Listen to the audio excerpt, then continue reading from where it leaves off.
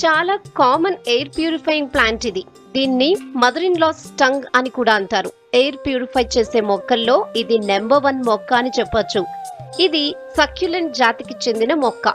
రాత్రిళ్ళు ఆక్సిజన్ ఎక్కువగా రిలీజ్ చేస్తూ కార్బన్ ని కంట్రోల్ చేస్తుంది. అందుకే దీన్ని మన బెడ్రూమ్స్ లో కూడా హ్యాపీగా పెట్టుకోవాలని చెప్తుంటారు. ఎక్కువ కెమికల్స్ ఉండే ఇండస్ట్రీస్ తయారీ జరిగే ప్రాంతాల్లో ఈ మొక్కలని నిపుణులు పెంచాలని సజెస్ట్ చేస్తుంటారు. ఎందుకంటే ఆ ప్రాంతాల్లో వెలువడే నైట్రోజన్, టోలిన్ వంటి చాలా రకాల టాక్సిన్స్ ని ఈ మొక్కలు పీల్చుకుని గాలిని శుభ్రపరుస్తాయి. వెలుతురు, గాలి ప్రవాహం తక్కువ ఉండే ఇళ్లలో 3 నుంచి 5 మొక్కలు పెంచుకుంటే శ్వాసించే గాలి నాణ్యత ఆరోగ్యవంతంగా ఉంటుంది.